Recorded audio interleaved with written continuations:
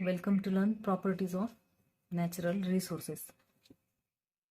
तर ह्या चॅप्टरमध्ये properties of air, properties of water आणि प्रॉपर्टीज ऑफ सॉईल हे शिकणार आहोत आपण. त्यापैकी प्रॉपर्टीज ऑफ एअर हे आपण मागच्या व्हिडिओत शिकलं. आता आज ह्या व्हिडिओत प्रॉपर्टीज ऑफ वॉटर हे आपण शिकणार आहोत. वॉटर रोजच्या जीवनातला अविभाज्य भाग.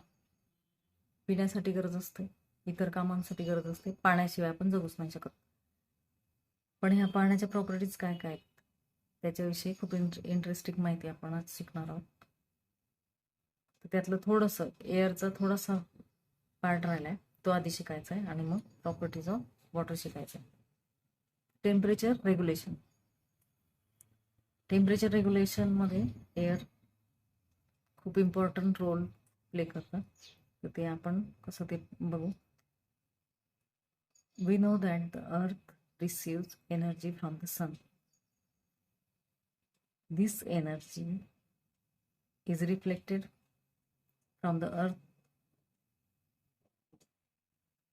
in the form of heat.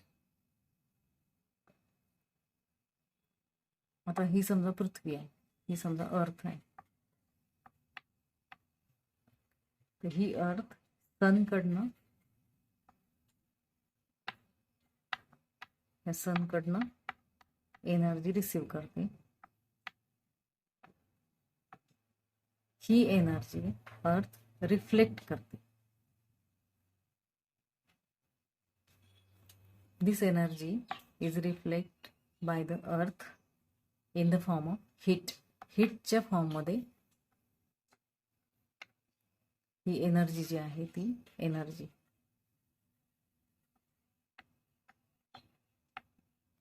सनकडनं मिळालेली एनर्जी ही हीटच्या फॉर्ममध्ये अर्थ रिफ्लेक्ट करत असतं. तर आता ही जी हीट आहे ही this heat is absorb by the air surrounding earth. हा जो एअरचा लेअर आहे अर्थला सराउंड केलेला, हा एअरचा जो लेअर आहे या लेअरमध्ये एअरच्या कॉन्स्टिट्युएंट्सकडून ती हीट ॲब्सॉर्ब होते. अर्थकडनं रिफ्लेक्ट झालेली energy in the form of heat is get absorb by the constituents of air. constituents of air such as water vapor, carbon dioxide, etc. and then to other constituents of air. Therefore, the surface of earth remains warm, becomes suitable for the living world on the earth. Earth's surface get warm because of this warm air. Air becomes warm by absorbing the heat which is reflected by the earth. And because of this warm surface of earth, living world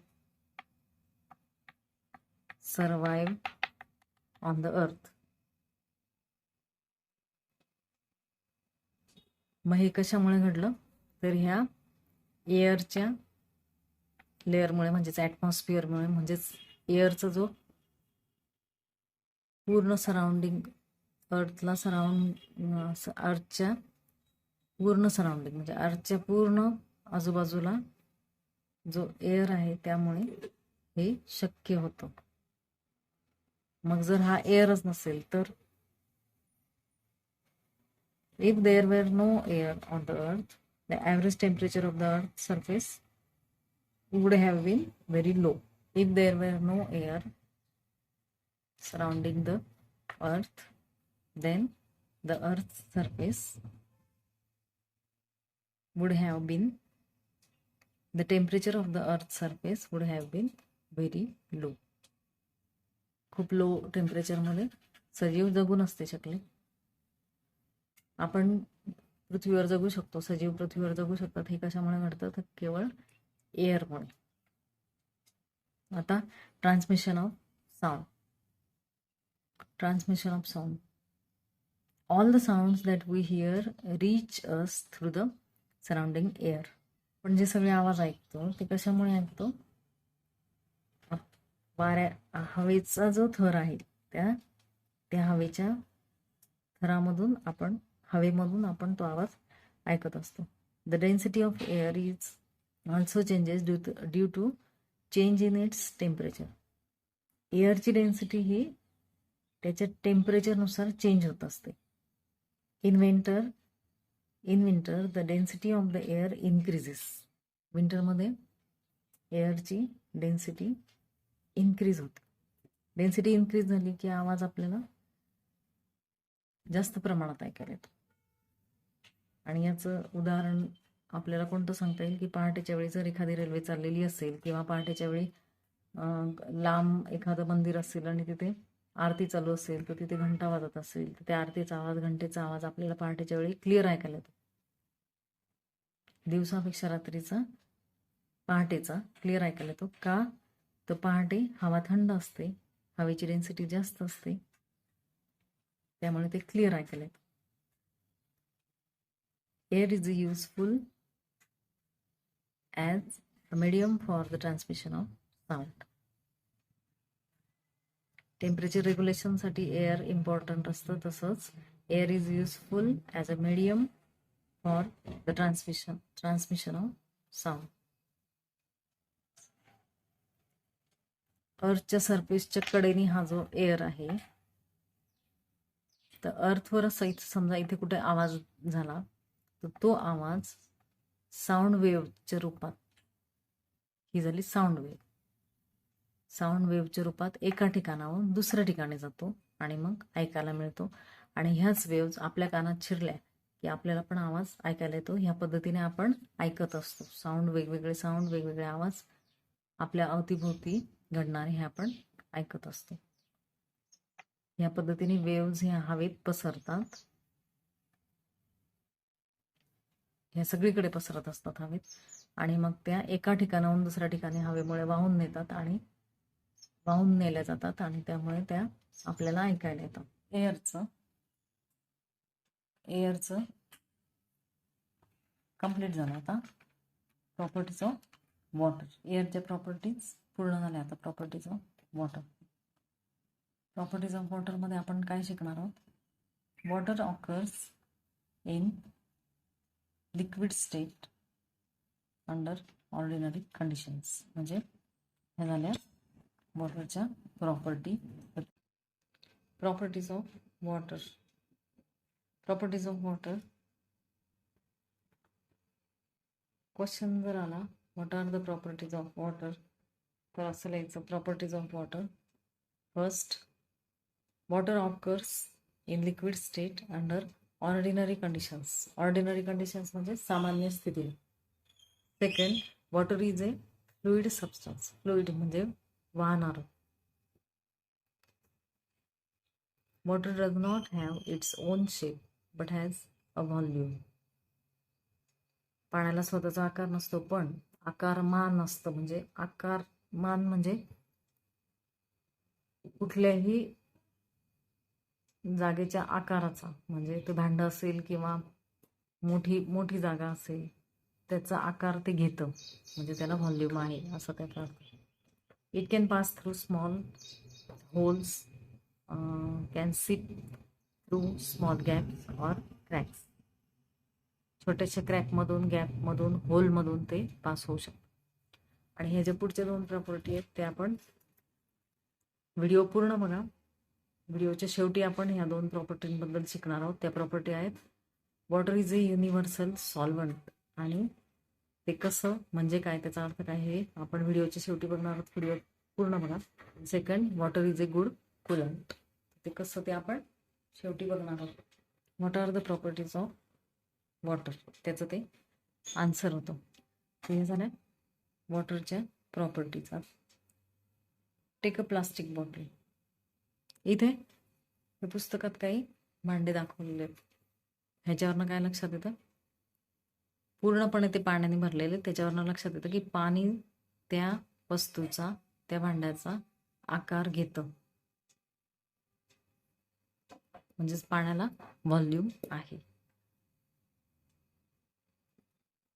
take a plastic bottle. आता एक activity करायची आहे volume शिकण्यासाठी. Volume आणि density पाण्याची यांचं relation बघण्यासाठी शिकण्यासाठी एक ॲक्टिव्हिटी करायची. Take a plastic bottle and fill it with water. Mark the water level and keep the bottle in freezer. Deep फ्रीझरमध्ये ठेवायची बॉटल. कशासाठी? To make the ice. After 2 hours, couple of hours म्हणजे 2 hours. After 2 hours, observe the bottle. You will see that the water is changed into ice, but the level of the ice is higher than the previous water level we have marked. तर हे असं का झालं? As water freezes to form ice, it expands and its volume increases. म्हणून ते तसं पाहायला मिळालं आपल्याला. आपण जे मार्क केलं होतं वॉटर बॉटलवर आणि फ्रीझरमध्ये ठेवली होती ती लेवल आता वरती, बर्फ तयार झाल्यानंतर ती लेवल वरती गेलेली दिसली. बर्फाची लेवल ही त्या लेवलच्या वरती होती, म्हणजे वाढली होती. ती तसं का झालं? तर as water freezes to form ice it expands, म्हणजे ते एक्सपांड झालं म्हणजे पसरलं. म्हणजेच काय? प्रसरण पावलं. म्हणजे पाणी जेव्हा थंड होतं तेव्हा ते प्रसरण पावतं आणि ते एक्सपांड झालं, पसरलं. म्हणजेच काय? It's volume increases. आता हे व्हॉल्यूम म्हणजे काय? तर ते व्हॉल्यूम म्हणजे काय बघू आपण. मी सांगितलं होतं मागे एकदा की फिजिक्सचे जे शब्द असतात, हा धडा आता फिजिक्समधला झाला. तर फिजिक्समध्ये जे हे व्हॉल्यूम, डेन्सिटी, मास असे जे शब्द असतात तर त्यांचे शब्दशः अर्थ बघू नका मराठीतले, कारण तुम्हाला कदाचित मराठीतले शब्द यांचा अर्थ बघायला जाल तेव्हा ते कठीण वाटतील. तर मग काय करायचं, ते शब्द तसेच्या तसे म्हणायचे, फक्त त्यांचा अर्थ काय, ते कशासाठी वापरले जातात हे समजून घ्यायचं. आता व्हॉल्यूम म्हणजे काय? व्हॉल्यूम हा शब्द प्रत्येक ठिकाणी तो सायन्समध्ये पुढच्या इयत्तांमध्ये पण येईल तुम्हाला. खूप वेळा व्हॉल्यूम हा शब्द येतो. तर व्हॉल्यूमचा अर्थ काय? The space occupied by a substance is it's volume. Volume म्हणजे काय? The space occupied by the substance. Space occupied by the substance म्हणजेच काय? एखाद्या पदार्थाने व्यापलेली जागा. एखाद्या पदार्थाने व्यापलेली जागा म्हणजे त्या पदार्थाचं ते झालं volume. As water freezes to form ice it expands and its volume increases. त्याने बर्फाने जी जागा व्यापली, पाणी प्रसरण पावल्यामुळे जास्त प्रमाणात जागा व्यापली गेली, म्हणजेच त्याचं व्हॉल्यूम इन्क्रीज झालं. म्हणून ती लेवल जी आहे ती बर्फाची ती आपल्याला हायर भासली. Take a bucket of water and drop some different kinds of substances or articles in that water. Some get sink and some float on the surface of the water. Now take a glass of water and put some ice in the water, in the glass, and see what happens. Ice gets float on the surface of the water. Why this happens? हे का घडलं? Ice is lighter than water. When water freezes to form ice, it becomes lighter than the original liquid. Original liquid पेक्षा जेव्हा त्या लिक्विडचा ice तयार होतो तर ते हलकं होतं. When water freezes, that is when it transforms into the solid state, its volume increases. त्याचं व्हॉल्यूम जे असतं ते आईस तयार झाल्यानंतर इन्क्रीज होतं. कसं ते आपण पाहिलं आता. आणि ते मग वजनाला काय होतं? लायटर होतं म्हणजे हलकं होतं. Therefore the density of ice is less than that of water. ग्लासमध्ये जे वॉटर आहे त्याच्यापेक्षा या आईसची डेन्सिटी ही लेस झाली म्हणून ते तरंगलं. आता डेन्सिटी का लेस झाली? तर व्हॉल्यूम इन्क्रीज झाल्यामुळे. व्हॉल्यूम वाढल्यामुळे डेन्सिटी कमी झाली. पाण्याच्या बाबतीत असं होतं, व्हॉल्यूम उलटं होतं, हे नेहमी लक्षात ठेवायचं. व्हॉल्यूम इन्क्रीज झालं की डेन्सिटी डिक्रीज होते. डेन्सिटी वाढली की व्हॉल्यूम कमी होतं. एक वाढलं की एक कमी होतं, हे नेहमी लक्षात घ्यायचं. ते कसं ते सूत्रावरनं पुढे सांगायचं, पुढे शिकणार आहोत आपण. मास आणि व्हॉल्यूम डेन्सिटी हे एकमेकाशी कसे रिलेटेड असतात ते शिकायचं आहे. इथे तुम्हाला जर क्वेश्चन आला की why ice gets float on the surface of the water, तर त्याचा आन्सर हे घ्यायचं, आत्ता सांगितलेलं. तर मास म्हणजे काय? The store of matter in substance is its mass. Mass म्हणजे वजन किंवा वस्तुमान. ते कसं रिलेटेड असतं? Density equal to mass upon volume. तर हे मास म्हणजे काय? The store of matter in substance is its mass. Store of matter, matter म्हणजे काय? मॅटर म्हणजे तो सबस्टन्स ज्या पदार्थापासून बनलेला आहे. मॅटर म्हणजे तो सबस्टन्स ज्या पदार्थापासून बनलेला आहे ते त्याच्यात किती प्रमाणात स्टोअर केलेलं आहे. ते प्रमाण म्हणजे त्याचं मास. म्हणजे पदार्थ तो सबस्टन्स ज्या पदार्थापासून बनलेला आहे, ज्या मॅटरपासून बनलेला आहे, तो त्याच्यात किती प्रमाणात स्टोअर केलेला आहे ते म्हणजे त्या सबस्टन्सचं झालं मास, म्हणजे वजन किंवा वस्तुमान. Density equal to mass upon volume. हे डेन्सिटीचं सूत्र आहे, फॉर्म्युला आहे. Gram per cubic centimetre. Volume cubic सेंटीमीटरमध्ये मोजतात म्हणून त्याचं युनिट झालं gram per cubic centimetre.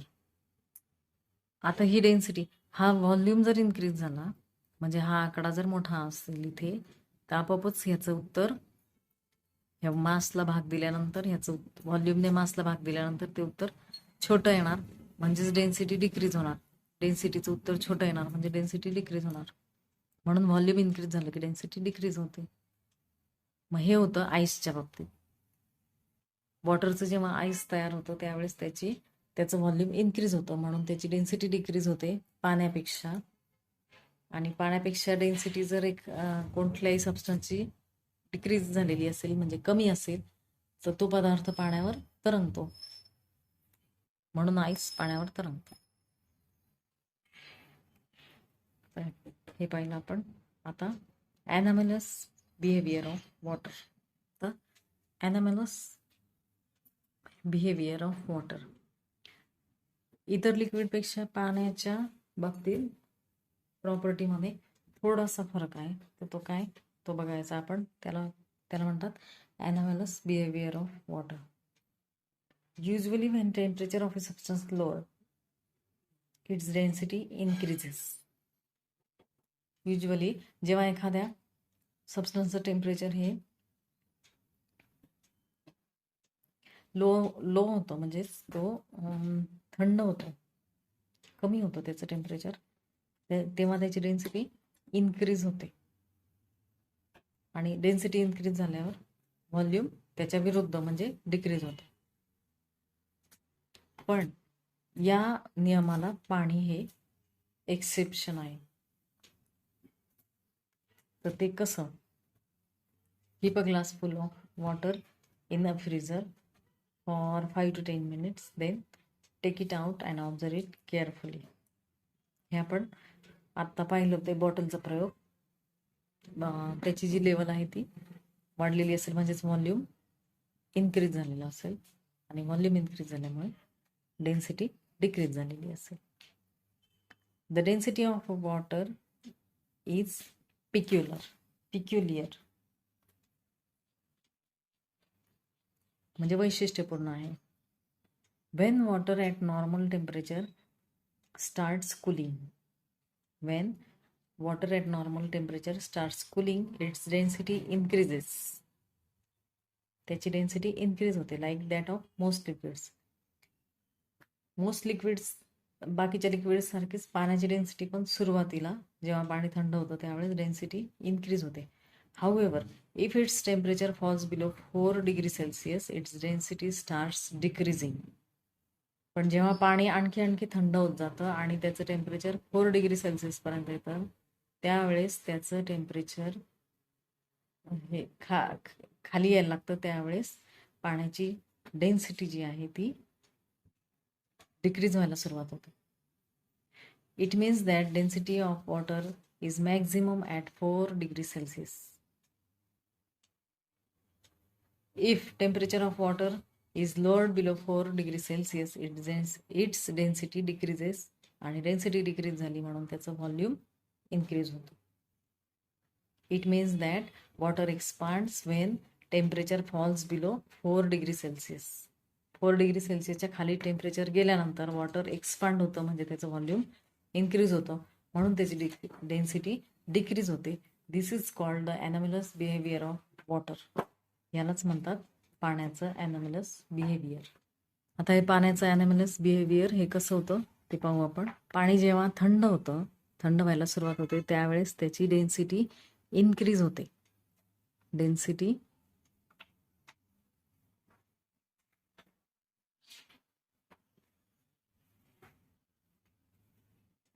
Increase होते पाणी जेव्हा कूल व्हायला सुरुवात होते त्यावेळेस. आणि ती कुठपर्यंत होते, ही कूल कुठपर्यंत होते तर 4 डिग्री सेल्सिअसपर्यंत पाण्याची डेन्सिटी ही इन्क्रीज होते, इकडे वाढायला सुरुवात होते.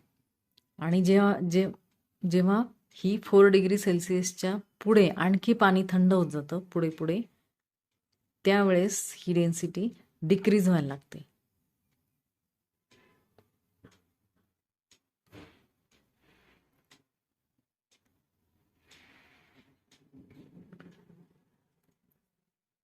ही डेन्सिटी डिक्रीज व्हायला लागते. म्हणजेच ह्या पॉइंटला इकडे टेम्परेचर आणखी कमी होत चाललंय. इकडे टेम्परेचर लो होत चाललंय. म्हणजेच काय, इथून पुढे डेन्सिटी ह्या 4 डिग्री सेल्सिअसच्या पुढे डेन्सिटी डिक्रीज होते.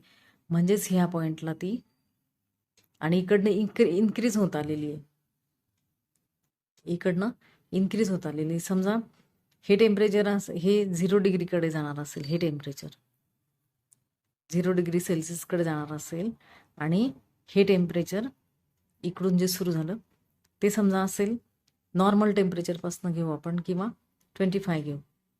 25 पासून इकडे 4 कडे जेव्हा गेलं त्यावेळेस डेन्सिटी डिक्रीज होती, इन्क्रीज होत गेली. सॉरी, नॉर्मल टेम्परेचरपासून रूम टेम्परेचरपासून किंवा समजा 25 डिग्री सेल्सिअसपासून पाणी जर कूल होत गेलं तर त्याची डेन्सिटी इन्क्रीज होत जाते आणि एक 4 डिग्री सेल्सिअसच्या पुढे उलटं होतं.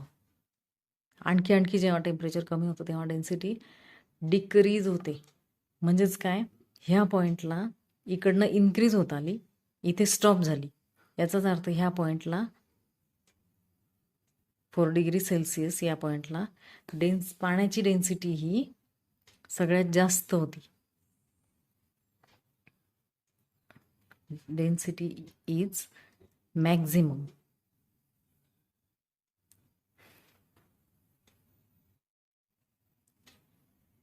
पाण्याची डेन्सिटी ही मॅक्झिमम होते. याला म्हणतात, this is called the anomalous behaviour of water. This is called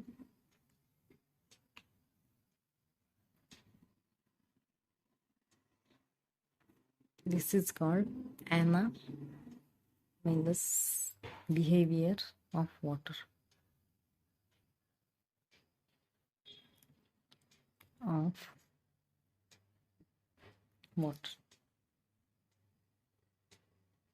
आता हे आले लक्षात सगळ्यांच्या. आता पाण्याच्या डेन्सिटीबद्दल शिकायचे. Take 2 big glasses of water, add 4-5 spoons of salt to the water in 1 glass and dissolve it completely. Now place a potato in water in the second glass. Second glass, ज्या ग्लासमध्ये मीठ मिसळलेलं नाही त्या ग्लासमध्ये द पोटॅटो विल काय होईल? The potato will sink. Take out the potato from that glass and put it in the salt water and observe. आता तोच potato ज्या आपण मीठ विरघळल्यानंतर ज्या ग्लासमध्ये मीठ विरघळलेलं आहे त्या ग्लासमध्ये टाकायचं आहे आणि ऑब्झर्व करायचं आहे. The potato floats in that water because of increase density.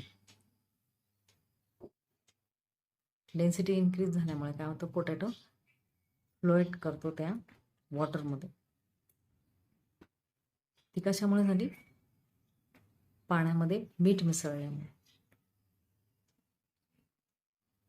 In the above activity, the salt dissolves in water in the glass, that is, it disappears. ग्लासमधल्या पाण्यामध्ये सॉल्ट डिझॉल्व झालं म्हणजे काय झालं? ते डिसअपिअर झालं. तर हेच रिझन आहे की समुद्रात चांगलं पोहता येतं, लवकर बुडत नाही गोड्या पाण्यापेक्षा. त्याचं रिझन हेच आहे, कारण समुद्राच्या पाण्यात मीठ मिसळलेलं असतं. आता पाण्यामध्ये मीठ मिसळल्यानंतर किंवा साखर मिसळल्यानंतर तुम्ही स्वतः पण हा प्रयोग अनेक वेळा बघितलेला असेल. साखर किंवा मीठ पाण्यामध्ये विरघळतं, पूर्ण डिसअपिअर होतं. म्हणजे काय होतं? When the salt dissolves in water, it particles spread in water. साखरेचे किंवा मिठाचे कण जे आहेत ते आपण पाण्यात टाकल्यानंतर ते स्प्रेड होतात पाण्यात. Slowly they become smaller and smaller. हळूहळू ते छोटे होत जातात. मिठाचं पटकन लक्षात नाहीत, पण तुम्ही जर साखर टाकली तर साखरेचं तुमच्या लगेच लक्षात येईल. हळूहळू ते साखरेचे कण छोटे होतात. Ultimately they become so small that they cannot C.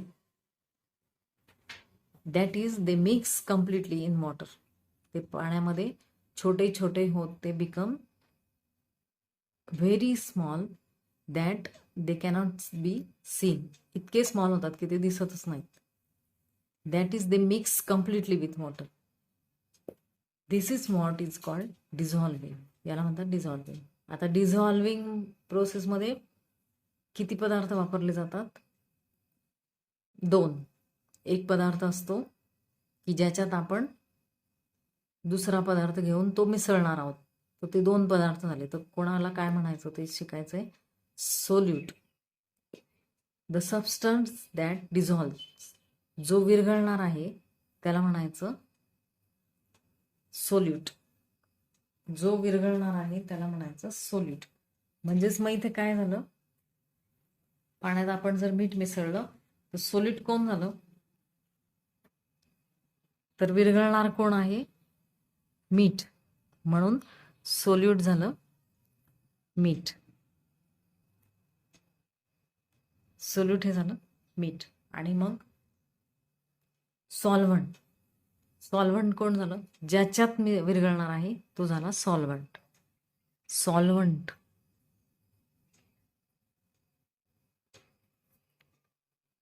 मग कशात विरघळणार आहे? तर पाण्यात. म्हणून सॉल्व्हंट झालं वॉटर. सोल्यूट आणि सॉल्व्हंट. सोल्यूट जो पदार्थ विरघळणार आहे, the substance which get dissolve is called solute. आणि the substance in which solute get dissolve is called solvent. आणि सोल्यूट आणि सॉल्व्हंट दोघं मिळून जे तयार होतं त्याला म्हणतात, हे दोन्ही मिळून जे तयार होतं solute plus solvent equal to solution. हे दोघं मिळून जे तयार होतं त्याला म्हणतात सोल्युशन. तर असे किती प्रकारचे सोल्युशन करू शकतो आपण? वेगवेगळ्या प्रकारचे किती सोल्युशन करू शकतो आपण? वॉटर, सॉल्ट, वॉटर, शुगर हे करू शकतो की नाही? वॉटर लिक्विड पण करू शकतो आपण. हे झालं लिक्विड प्लस सॉलिड. मीठ, सॉल्ट किंवा शुगर हे सॉलिड झालं. आणि वॉटर हे झालं लिक्विड. मग असे किती सोल्युशन आपण करू शकतो? सोल्युशन म्हणजे सोल्यूट प्लस सॉल्व्हंट. सोल्यूट जो पदार्थ विरघळवायचा आहे तो सोल्यूट प्लस सॉल्व्हंट, ज्या पदार्थात तो विरघळला जाणार आहे सोल्यूट, त्याला म्हणायचं सॉल्व्हंट. सोल्यूट झालं मीठ, सॉल्व्हंट झालं वॉटर, दोन्ही मिळून तयार झालं सोल्युशन. मग असे कोणकोणत्या प्रकारचे सोल्युशन आपण करू शकतो? सॉलिड प्लस लिक्विड, ते दोन्ही मिळून आपण सोल्युशन तयार करू शकतो. नुसतं लिक्विड लिक्विड पण करू शकतो. लिक्विडमध्ये कोणतं? दूध प्लस पाणी, मिल्क प्लस वॉटर, असं करू शकतो आपण. लेमन ज्यूस प्लस वॉटर, ते एक सोल्युशन होतं. असे सोल्युशनचे तुम्ही उदाहरणं शोधायचे. लास्ट, प्रॉपर्टीज ऑफ वॉटर मधलं last, use of water according to its properties. Use of water according to its properties, हे असं जर क्वेश्चन आला, what are the uses of water according to its properties, तर हे उत्तर असं जास्त लिहायचं आहे. Water is useful for water transport due to its fluidity. Water is useful for water transport due to its fluidity. त्याची जी फ्लुइडिटी म्हणजे वाहण्याची जी क्षमता आहे, त्यामुळे water is useful for water transport. Water falling down from height is used to generate electricity with the help of a generator. Second, water is a good coolant and is, ह्या ज्या property दाखवल्या त्या मी वॉटरच्या व्हिडिओच्या लास्टला त्या म्हणजे काय ते सांगणार होते मी. ते हे शिकलो आता आपण. Water is A universal solvent. Water इतर लिक्विडपेक्षा वॉटरमध्ये अनेक पदार्थ हे विरघळतात, मिसळले जातात, त्यामुळे वॉटरला म्हणतात युनिव्हर्सल सॉल्व्हंट. हा क्वेश्चन सुद्धा होऊ शकतो आणि मी जे आता सांगितलं ते त्याचं आन्सर. आणि water is a good coolant, ही एक प्रॉपर्टी आहे वॉटरची. गुड कूलंट म्हणून ते वापरलं जातं. Water is a good coolant and is use in motor vehicles to control the temperature of the engine. Many substances are soluble in water. Therefore, water is a universal solvent. Water is used as a solvent in factories, laboratories, foodstuffs, and in various types of biological processes occurring in the body, such as digestion, excretion. आपल्या शरीरात घडणाऱ्या क्रिया आहेत ह्या, त्यांच्यात पाणी हे खूप आवश्यक असतं. Water is useful for cleaning purposes such as for bathing, washing clothes. अशा प्रकारे वॉटर, आणि ह्या व्हिडिओत वॉटर कंप्लीट झालं. मागच्या व्हिडिओत air, properties of air complete झालं होतं. आता ह्या व्हिडिओत प्रॉपर्टीज ऑफ वॉटर कंप्लीट झालं. आता पुढच्या व्हिडिओत प्रॉपर्टीज ऑफ सॉईल बघणार आहोत आपण, आणि मग हा चॅप्टर कंप्लीट होईल. तर पुढचा व्हिडिओ प्रॉपर्टीज ऑफ सॉईल शिकण्यासाठी पुढचा व्हिडिओ नक्की बघा. या व्हिडिओला लाईक करा, शेअर करा आणि सबस्क्राईब करा.